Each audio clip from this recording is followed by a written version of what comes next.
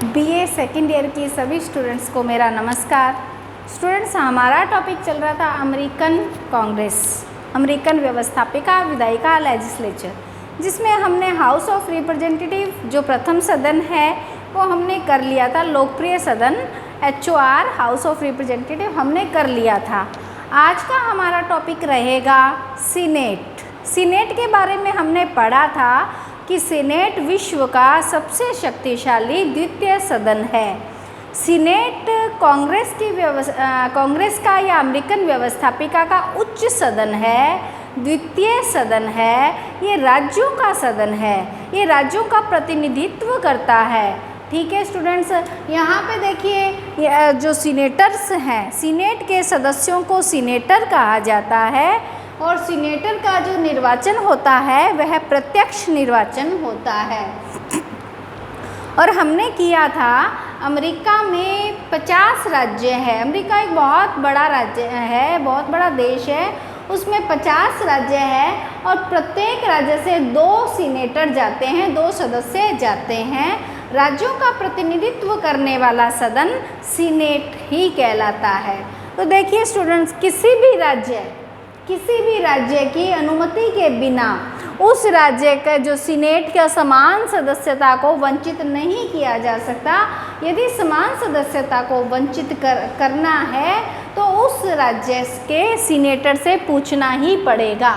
अब देखिए अवधि, सीनेट जैसे अपने यहाँ पे राज्यसभा द्वितीय सदन है, द्वितीय सदन राज्यसभा स्थायी सदन है, उसी प्रकार से सीनेट भी स्थायी सदन है। लेकिन ये तो स्थायी है, इसे तो कभी भंग नहीं किया जा सकता। लेकिन इनके सदस्यों का कार्यकाल कितना है? तो सीनेटर यानी सीनेट के सदस्यों का कार्यकाल 6 वर्ष का है। 6 वर्ष का कैसे है? प्रत्येक 2 वर्ष बाद 1/3 सदस्य रिटायर हो जाते हैं। प्रत्येक 2 वर्ष बाद 1/3 सदस्य रिटायर हो जाते हैं। अर्थात सीनेटर का कार्यकाल पूछ लिया जाए तो कितना है? 6 वर्ष। कितना है?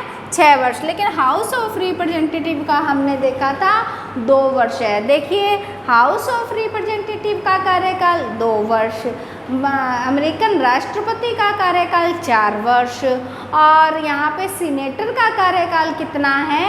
6 वर्ष है। प्रत्येक 2 वर्ष बाद 1/3 सदस्य रिटायर हो जाते हैं। उसके बाद में आता है गणपूर्ति या कॉरम। गणपूर्ति का अर्थ है कोई भी जो अधिवेशन है शुरू कब होता है? जब टोटल सदस्यों का, कुल सदस्यों का बहुमत होता है। तो कितना? 51, क्योंकि 100 हैं टोटल सदस्य और 100 का आधा प्लस 1 यानी 51 सदस्य यदि होंगे तो कोई भी अधिवेशन शुरू हो पाएगा, सत्र शुरू हो पाएगा। यानी कुल सदस्यों का बहुमत के आधार पे कॉरम होता है। फिर आता है सभापति। देखिए सीनेट का सभापति उपराष्ट्रपति होता है। एक बात ध्यान रखना है ये कि उपराष्ट्रपति सीनेट का सदस्य नहीं होता है, फिर भी सीनेट का सभापति होता है। सदस्य नहीं होता है लेकिन सभापति होता है। यहाँ पे ये पदेन सभापति है, होता तो उपराष्ट्रपति है लेकिन पदेन सभापति, सीनेट का सभापति उपराष्ट्रपति होता है। उसके बाद में एक प्रथा है फिलिबस्टर। जैसे हमने कल गैरीमैंडरिंग, पार्क बैरल किया था, वैसे ही एक प्रथा आती है फिलिबस्टर। फिलिबस्टर शॉर्ट नोट में पूछा जा सकता है कि फिलिबस्टर क्या है? तो अनावश्यक भाषणबाजी शब्द याद रखना है तुम्हें। अनावश्यक भाषणबाजी याद रखना है। देखिए सीनेट की